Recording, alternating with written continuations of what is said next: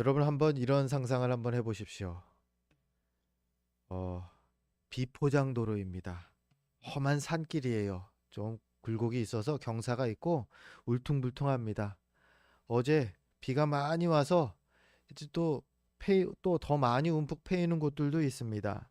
자, 그 길을 가족들과 함께 차를 타고 갑니다. 그런데 첫 번째로는 그 차가 찝차예요. 4륜구동 SUV라고 하죠. SUV 차는 이런 좀 험지를 달릴 수 있게끔 구조가 설계된 차입니다. 그 목적에 맞게 이 가기 때문에 울퉁불퉁하기는 해서 뭐 불편할 수는 있지만 승차감이 그래도 차는 이상이 없습니다. 힘차게 쭉 경사길을 올라갈 수 있다라는 겁니다. 그런데 또 한 가지 생각해 볼 것은요. 그 차가 이 사륜구동인 이 집차가 아니라 경차다라고 하면 어떨까요? 좀 가볍죠, 차가 가볍습니다. 그리고 걱정되는 거는 경사길을 올라갈 때 힘이 좀 딸릴까 봐. 가족이 5명이 있다 그러면 한 명은 내려서 밀어야 되는 상황이 되지 않을까? 그런 고민도 되고요. 또 한 가지 고민은요. 경차다 싶으면은 바퀴 이 타이어가 좀 작고 좀 얇죠. 작은 이 돌의 하나에도 타이어가 펑크 날까 봐 조심조심 길을 피해 다녀야 되는 그러한 상황이 될 겁니다. 종종 주위를 보면요. 인생에 이런 울퉁불퉁한 경사, 이 좀 비포장도로 같은 그러한 인생길들이 있지요. 아니, 대부분이 다 이 비포장도로 아닐까 싶습니다. 그 인생의 작은 돌조각 같은 시련, 그런 시련들에도 이게 그 넘어지는 그리스도인들이 종종 보입니다. 좀 그걸 그냥 무시하면서 막 달려갔으면 좋겠는데 그러지 못하고 타이어가 펑크난 것처럼 그냥 그 자리에서 주저앉아 버리는 그러한 성도들을 간혹 보게 됩니다. 왜 그럴까요? 이 작은 돌 조각에도 요동할 정도로 그 믿음이 약하기 때문이죠. 여러분 믿음은 어떠십니까? 이대로 괜찮으십니까? 예전에는 괜찮았을지도 모르겠어요, 어쩌면. 그런데 여러분 아시죠? 시대가 갈수록 변하고 있습니다. 갈수록 교회에 대해서 기독교에 대해서 지기만 합니다. 뭐 가깝게는 코로나 이전과 이후만 비교해도 엄청나게 차이가 납니다. 코로나 이전에 그래도 그래도 교회는 가야지 하던 이들이 코로나 이후에는요. 굳이 교회를 안 가도 무슨 문제 없던데 하면서 안 가기 시작합니다. 또 은혜에 대해서요. 열정도 예전에 비해서 너무 많이 식어버렸습니다. 우리 한국 교회가 세계가 놀랄 정도로 이 기독교가 급부흥한 그 나라라고 이 극찬을 받았지 않습니까? 근데 그게 이제 옛말이죠. 이제는 쇠퇴하고 있다라는 것을 사람들이 공공연하게 얘기하고 있습니다. 은혜에 대한 열정이 떨어졌어요. 예전에는요. 주말이면 기도원이 막 미어 터졌습니다. 기도원 가서 막 기도한다고 막 그랬죠. 그런데 요즘은 기도원들이요. 폐쇄 직전입니다. 어떤 데는 이미 폐쇄했고요. 그만큼 뜨겁게 기도하던 한국 교회의 그 모습은 이제 사라졌다라는 것이죠. 이건 마치 그런 거예요. 그 길이 평평한 길이다가 이제 울퉁불퉁한 길, 좀 가파른 길, 그런 길로 변하고 있다라고 인식하시면 딱 맞습니다. 세상이 우리를 평평하게 아주 부드럽게 봐주지를 않아요. 울퉁불퉁한 길로 거칠거칠하게 우리를 대합니다. 우리는 여기 계신 모든 분들은 이런 울퉁불퉁한 믿음의 길을 가도록 하나님께 부르심을 받은 성도들입니다. 그러면 우리가요, 울퉁불퉁하니까 아휴, 안 갈래 하면서 오늘부터 그만, 이게 방법이 아니라요. 어떻게 하면은 이 울퉁불퉁한 길도 잘 갈 수 있을까를 고민하고 우리가 생각해 봐야 한다라는 겁니다. 간단합니다. 우리가 경차가 아니라 이 사륜구동, 이 SUV 같은 이 든든한 신앙으로 자라면 됩니다. 오늘 제목은 그래서 실력을 키워야 합니다라고 정했습니다. 무슨 실력이요? 우리 영적인 실력이요. 우리의 영적인 실력이 경차 실력이 아니라 수준이 아니라 이 사륜구동 막 울퉁불퉁한 거 험지 막 지나가는 남자들의 로망은 타이어 엄청 큰 차거든요. 그 TV에서나 뭐 보셨을 거예요. 막 험한데도 막 울퉁불퉁한 데를 막 가는, 그 정도로 영적인 우리의 실력이 커진다면요, 된다라는 겁니다. 세상이 아무리 울퉁불퉁해져도, 아무리 우리에게 어, 비아냥거리는 모습으로 우리를 바라보더라도요, 문제 없다라는 겁니다. 그렇다면 우리의 영적인 실력 어떻게 키워야 할까요? 답은 먼저는 기도입니다. 기도의 실력이 우리의 영적인 실력입니다. 기도의 실력을 키워야 합니다. 먼저 기도에 대해서 그러면 알아야 되겠죠. 기도가 무엇입니까? 기도는요, 특권입니다. 이걸 꼭 기억하셔야 됩니다. 예수를 그리스도로 고백한 그 순간부터 우리는 하나님의 자녀가 되었죠. 그리고 기도는요, 자녀로서 아버지 하나님과 나누는 대화인 것입니다. 자녀니까 언제든지 대화할 수 있지 않습니까? 굳이 자녀인데 부모하고 대화를 안 하겠다? 그 자녀의 의지죠. 부모가 그것을 거부하는 경우는 거의 없죠. 우리 하나님도 그렇습니다. 그 자녀의 그 기도에 대해서 반드시 들으십니다. 그래서 기도는 우리의 자녀된 우리의 특권인 것이죠.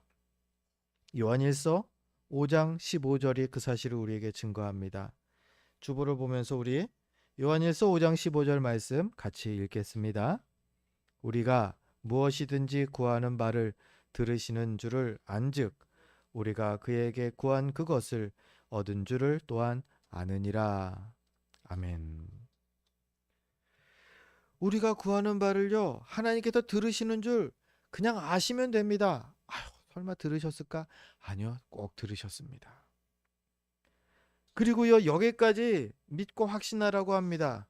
뭐요? 구한 것을 얻은 줄 알아라. 즉, 우리가 기도하는 기도의 제목들이 어느 것 하나도 허투루 땅에 떨어지는 것이 없다라는 말씀인 것이죠. 이게 하나님께서 자녀된 우리를 향하여서 하신 약속의 말씀입니다. 그런데 너무 겸손해서 그런지 몰라도 이 귀한 특권을 사용하지 않는 성도들이 많다라는 겁니다. 굳이 내 기도까지 들으시겠어? 나는 이제 교회 신앙생활 처음 시작하는데 굳이 내 기도까지. 뭐 그런 거 아시죠? 비행기 타보셨죠, 다들?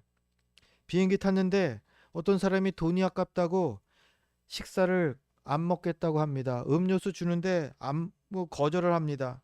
여러분, 이게 알뜰한 걸까요? 이게 지혜로운 걸까요? 그렇지 않지요. 식사료도 음료비도 다 항공료에 이미 다 지불된 거죠. 그냥 두 번, 세 번 뭐 달라고 해도 눈치만 보일 뿐이지 먹을 수 있습니다. 안 먹으면 자기 손해일 뿐이죠. 기도도요, 안 하면 자기 손해라는 겁니다. 하나님께서 다 주시겠다라고 이미 특권이라고 말씀하셨는데, 아유, 설마, 아유, 좀 바빠서요. 기도가 특권이라는 것을 먼저 기도하시고 기 바랍니다. 그리고요, 기도는요, 맡기는 것이라는 거를 또 기억해야 합니다. 기도할 때에 기도는 이것이다, 저것이다 애매하게 모르면은 잘못 기도합니다. 기도는 맡기는 겁니다. 오늘 본문 베드로전서 5장 7절인데요. 성경을 보면서 5장 7절 말씀 같이 함께 읽어보려고 합니다. 함께 읽겠습니다. 너희 염려를 다 주께 맡기라. 이는 그가 너희를 돌보심이라. 아멘. 근심이 있으십니까? 염려가 있으십니까? 뭔가 큰 이슈가 있으십니까? 맡기라고 성경은 말합니다. 하나님께 맡기는 거. 그게 바로 기도라는 거죠. 맡길 때 어떻게 하십니까? 그가 너희를 돌보심이라. 중요한 것은 순서지요. 하나님, 지금 문제가 있는데 좀 돌봐주시면 내가 이제부터는 다 하나님께 맡길게요. 다 의지할게요. 이것 좀 한번 해결해 보십시오. 순서가 잘못된 겁니다. 저는 아무것도 할 수 없습니다. 하나님께서 해주세요. 사람의 마음을 움직이는 것까지도 하나님이 하십니다. 하나님께서 해주세요. 전도 대상자가 있다. 하나님께 맡기는 겁니다. 그럼 하나님께서 일하시는 거죠. 그런데 하나님 한번 해보세요. 다음부터는 그럼 제가 맡기겠습니다. 그건 잘못된 기도라는 거죠. 우리의 염려를 다 주님께 맡길 때에 주님께서 우리를 돌봐주십니다. 성경에 그러한 예들이 얼마나 많이 나옵니까? 대표적으로 다니엘, 구약 성경에 다니엘이 있습니다. 다니엘이 왕의 조서가 공포되었던 그때에 다니엘이 한 가지 엄청난 일을 합니다. 왕이 신하들의 그 관계에 빠져서 왕에게만 절할 것을 명령을 법으로 선포를 합니다. 공포합니다. 그걸 안 지키면은 사자굴에 다 던져버리겠다. 그랬을 때에 다니엘이 어떻게 합니까? 사자굴의 그 위협에서도 하루에 세 번씩 시간을 정해서 예루살렘을 향해 창을 열고 기도했다. 성경은 그렇게 우리에게 증거합니다. 참 어려운 일이죠. 지금 이게 발각되면은 바로 사자굴로 갈 수 있는 상황에서 항상 했던 것처럼 언제나처럼 3번 하나님께 시간을 정해 기도했다라는 겁니다. 여러분, 이게 다니엘이니까 가능했지. 어떻습니까? 정작 우리의 문제라면 한번 생각해 보십시오. 진짜 엄청난 급박한 위기의 상황이 닥쳤습니다. 그럼 당장 어떤 생각이 듭니까? 아무것도 생각이 안 난다가 답이죠. 하얗게 되죠. 뭐 주여 부르는 사람은 엄청 대단한 믿음의 사람이고요. 아무것도 생각이 안 납니다. 그러다가 조금 정신을 차리면 보이는 것은 눈앞에 지푸라기가 하나 보인다? 그럼 그거라도 잡자. 그 생각을 하게 되죠. 이게 보통 사람들의 그 순서지요. 위기의 상황에서 하나님만 의지하면서 기도한다? 이거는요, 웬만한 믿음의 실력이 있지 않고는 어려운 것입니다. 그런데요, 반대로요, 위기의 상황에서 하나님만 의지하고 기도한다. 기도하고 주님께 맡기면요, 오늘 말씀합니다. 그가 너희를 돌보심이라. 주님께서 책임지시겠다 말씀합니다. 가장 선한 길로 우리를 인도해 주시는 것입니다. 이게 하나님의 원리죠. 맡기면 하나님이 일하십니다. 내가 하려고 하면요, 하나님은 오히려 잠잠히 계십니다. 어디 너가 할 수 있는 만큼 계속 해봐. 이렇게 어떤 상황에서도 주님께 기도해야 한다는 거죠. 그런데 그렇게 하려면요, 우리가 깨어 있어야 한다 성경은 말합니다. 한번 생각해 보자고요. 기도하면 되는데 기도하는 것 자체가 어려운 겁니다. 성경은 그래서 깨어 있어라라는 그러한 표현으로 우리에게 권면을 합니다. 오늘 8절 말씀이죠. 8절 우리 베드로전서 5장 8절 말씀 함께 읽겠습니다. 근신하라 깨어라 너희 대적 마귀가 우는 사자같이 두루 다니며 삼킬 자를 찾나니. 아멘. 우리가 깨어 있어야 합니다. 깨어 있을 때 우리가 기도할 수 있습니다. 기도의 실력 이거는요 일단 제일 먼저 깨어 있는 것부터라는 겁니다. 왜요? 우리가 살아가는 이 현장이 영적 전쟁터이기 때문입니다.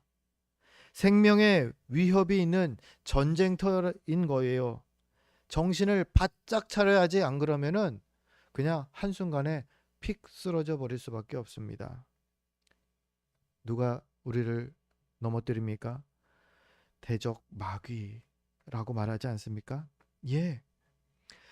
우리 대적 마귀가요, 우리 눈앞에서 막 으르렁거리고 있습니다. 우리가 눈을 뜨고 깨어 있다면요, 당장 눈앞에 대적이 보일 것입니다. 그리고 기도가 이때 우리의 무기가 되지요. 기도로 우리의 무기를 삼아서 이 대적을 물리치는 겁니다. 내가 싸우겠다? 아시다시피요, 우리는 싸워서 이길 수가 없습니다. 영적인 존재를 우리가 이길 수가 없죠.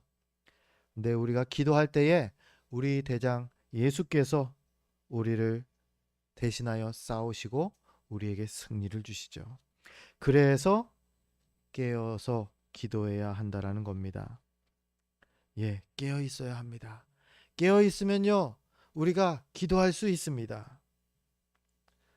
자, 그러면 우리 성경에 기도 어떻게 하는 거지요? 잘 기도가 낯선 분들도 있을 거예요. 성경의 기도는 호흡처럼 하라고 했습니다. 기도는 우리 영혼의 호흡이라고 했습니다. 기도를 쉬는 것 자체가 우리가 깨어 있는 것 수준이 아니라 아예 죽어버리는 거라고 말합니다.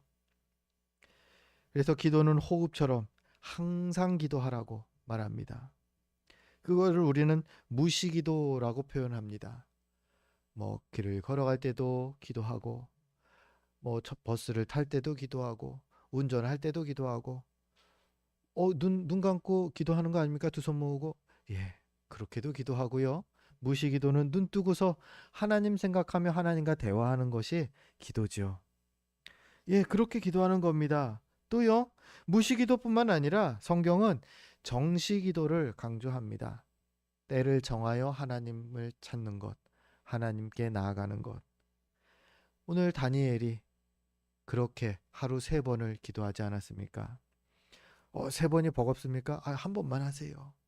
한 번만 해도 엄청난 겁니다. 새벽에 시간 정해서 나 혼자서는 안 된다 그러면 새벽 기도로 나오는 겁니다. 그러면요, 같이 기도할 수 있어요. 무시로 기도하고 또 시간을 정하여서 기도하고, 그렇게 계속 우리가 힘써 기도하는 것입니다. 기도가 무엇이기 때문에요? 우리의 무기이기 때문에요. 대적을 물리치고 승리하게 하는 무기이기 때문에. 그런데 기도도요, 해본 사람이 합니다. 기도 응답 받아본 사람이 기도할 맛을 알아요. 기도했는데 하나도 응답을 못 받았어요. 정말일까요? 그거는 우리가 몰라서 까먹어서 그런 거라고 저는 확신합니다. 기도 응답에 대한 확신이 없는 분들에게 그래서 항상 권하는 게 기도 수첩을 만들어 보세요 말씀을 전합니다. 왜냐하면 내가 기도해 놓고서는 나중에 까먹어요. 내가 기도했는지 긴가민가 해갖고 응답 받았는지도 헷갈려요. 일전에도 말씀을 드렸을 겁니다. 저도 기도 수첩을 청년 때 뭐 짧게지만은 기도 수첩을 작성해 봤어요. 그리고서는 6개월 후에 소름 돋는 경험을 합니다. 기도한 기도의 제목들이 다 응답되어진 거예요. 거기 기록된 게. 야, 이게 하나님께서 내 기도를 들으시는구나. 그래서 그때부터는 튕기면서 기도 제목을 받아요. 기도해 달래요. 내가 기도하면은 기도 응답 받는데 기도 어떻게 해줄까? 뭐 이런 식으로 좀 그래요. 진짜 근데 여러분도 하나님의 자녀이기 때문에요. 하나님께서 분명히 응답하십니다. 그게 정확히 언제인지를 모르는 거고 응답 받았는지를 내가 까먹기 때문이지요. 분명히 응답하신다라는 겁니다. 그렇습니다. 그래서요, 우리는 영적인 실력을 키우는 것은 첫 번째, 기도의 실력을 키워야 합니다. 그리고 두 번째로 키워야 할 것은요, 말씀의 실력을 키워야 합니다. 우리의 영적인 기도가 방패라면요, 말씀은 칼입니다. 영적 전투에서 칼의 역할을 하는 게 말씀이죠. 방패만으로는 적을 완전히 무찌르기는 어렵습니다. 근데 칼이 있다면요, 그를 공격해서 물리치기 수 있다라는 거지요. 예수님께서 우리에게 귀한 본이 되어 주시지 않습니까? 마태복음 4장에 보면은 예수님께서 광야로 이제 공생의 사역을 시작하시기 직전 광야로 성령에 이끌려 나가서 마귀에게 세 가지 시험을 받으십니다. 40일을 금식한 직후에 사단이 첫 번째 시험을 줍니다. 네가 만일 하나님의 아들이거든 명하여 이 돌들로 떡덩이가 되게 하라. 돌을 떡으로 만들어 봐라 합니다. 예수님께서 거기에 대해서 이렇게 답하십니다. 사람이 떡으로만 살 것이 아니요 하나님의 입으로부터 나오는 모든 말씀으로 살 것이라. 사단에게 이러니까 이렇다 이 설명하지 않습니다. 뭘 설명하려고 무언가를 막 행동하지 않습니다. 하나님의 말씀, 신명기 8장 3절에 나온 하나님의 말씀 한마디만 합니다. 사람이 떡으로만 사는 것이 아니요 하나님의 입으로부터 나오는 모든 말씀으로 살 것이다. 그러자 사단이 떠나갑니다. 첫 번째 시험을 물리치셨습니다. 두 번째 시험, 마귀가 다시 찾아와서 거룩한 성전 꼭대기로 예수님을 데리고 갑니다. 그리고 거기서 또 두 번째 시험을 줍니다. 네가 만일 하나님의 아들이거든 뛰어내려라. 예수님께서 또 신명기 6장 16절의 말씀을 인용해서 답하시죠. 주 너의 하나님을 시험하지 말아라. 그 한마디만 하십니다. 그리고서 그러자 마귀가 떠나갑니다. 세 번째 시험, 지극히 높은 산 천하 만국과 그 영광을 보여줍니다. 그러면서 만일 내게 엎드려 경배하며 이 모든 것을 너에게 주겠다. 그때도 예수님께서 구약의 말씀을 인용해서 말씀합니다. 사탄아 물러가라 기록되었으되 주 너의 하나님께 경배하고 다만 그를 섬기라. 그러자 사단이 떠나갑니다. 예수님께서 우리에게 우리의 대적 마귀를 어떻게 상대해야 할지를 잘 보여주시죠. 무엇으로 상대하셨습니까? 체력으로요? 무언가 가진 재력으로요? 아니면 지식으로요? 아니면 무슨 대인관계 친구들 다 불러서요? 아니지요. 말씀, 하나님의 말씀으로 물리치셨습니다. 예수님께서 오직 말씀으로 사탄의 유혹을 물리치신 것처럼 우리 또한 그 말씀으로 이 마귀를 물리치고 이 영적 전투를 승리하게 하신다라는 겁니다. 말씀을 우리가 그래서 가까이 해야 합니다. 시편 119편 105절에는 말씀을 가까이 하면 이러한 유익이 있다 말합니다. 우리 주보를 보면서 시편 119편 105절 말씀 함께 읽습니다. 주의 말씀은 내 발의 등이요 내 길에 빛이니이다. 아멘. 그렇습니다. 우리 주님의 말씀은요. 그냥 잠깐 읽고서 그러면 기억이 하나도 안 납니다. 지난주에 말씀 뭐 들었는지 까먹었습니다. 괜찮습니다. 우리 말씀을 들을 때 집중해서요. 진지하게요. 진심으로요. 간절하게요. 들으시면요. 그 말씀을 우리 신비에 주님께서 새겨주시죠.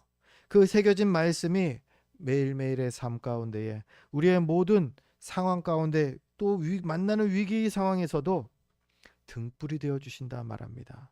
주의 말씀은 내 발의 등이요 내 길의 빛이 된다. 이 시편 기자의 고백처럼 말이죠. 그렇습니다. 하나님의 말씀은 우리 인생의 등불이 되어서 마귀가 쳐놓은 덫을 분별할 수 있고요. 그리고 죄의 유혹에 빠지지 않고 바른 길을 걸어갈 수 있게 우리를 인도해 줍니다. 시편 119편 9절 또한 같은 말씀을 하고 있지요. 우리 주보를 보며 시편 119편 9절 말씀도 함께 읽습니다. 청년이 무엇으로 그의 행실을 깨끗하게 하리이까? 주의 말씀만 지킬 따름이니이다. 아멘. 예, 하나님의 말씀이 우리를 깨끗할 수 있도록 우리를 도우십니다. 더러운 죄의 덫을 피할 수 있도록 그 빛이 되어 주시는 겁니다. 하나님의 말씀을 가까이 해야 그 말씀으로 우리가 분별할 수 있게 되는 것이죠. 그럼 이 말씀의 실력을 어떻게 키울 수 있을까요? 여러분이 다 아는 내용입니다. 말씀을 잘 듣는 겁니다. 성경에 말하죠. 믿음은 들음에서 난다고요. 말씀을 듣는 자리를 사모하시면서 말씀의 자리로 나아가는 겁니다. 그런데 문제는 말씀을 이런 표현으로 옛날 어른들 표현하시죠. 귓등으로 듣지 말아라. 말씀을 귓등으로만 들으면 안 된다라는 거예요. 말씀을 듣는데 이게 죄송합니다. 이런 이쪽 귀로 들어갔다가 저쪽 귀로 나가는 이렇게 말씀을 들으면은 아무 의미가 없죠. 말씀을 들을 때에 한 구절이라도 아니 한 단어라도 마음에 새기려고 힘써야 하는 것이죠. 그리고 더 유익한 거는요. 말씀을 들은 가운데 나에게 남았습니다. 필기를 하든 마음에 새겨지든 남은 것을 묵상하시는 거. 한 주간 더 묵상하면은 더 깊은 은혜를 우리가 경험할 수 있죠. 아우, 목사님 성경을 잘 몰라서요. 묵상도 어렵습니다. 그러면 그 말씀 묵상을 돕는 게 성경 공부입니다.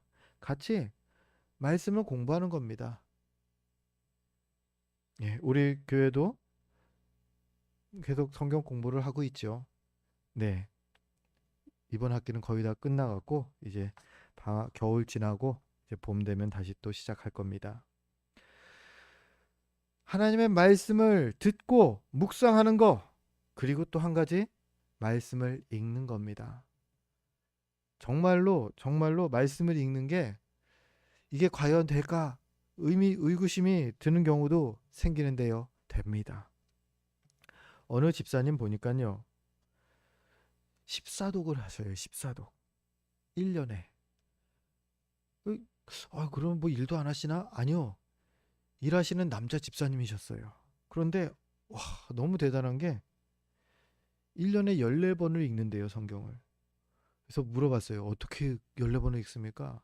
집에서도 읽고 일 가서도 시간 날 때면 읽고 하신다는데, 근데 결국은 말씀하시더라고요. 은사입니다. 자기가 말씀 읽는 은사가 있대요. 그럼 그렇죠. 1년에 14번이면 한 달에 한 번 이상을 읽으신다는 건데, 성경을 정말 읽기에 대한 특별한 은사가 있으신 분들은 말씀 읽기로 정말로 하나님의 깊은 은혜를 경험할 수가 있습니다. 자, 돌아가서요. 듣든지 묵상을 하든지 배우든지 말씀을 또 읽든지 말씀을 가까이 해야지 말씀의 실력이 이제 키워진다라는 겁니다. 말씀을 이제 정리합니다.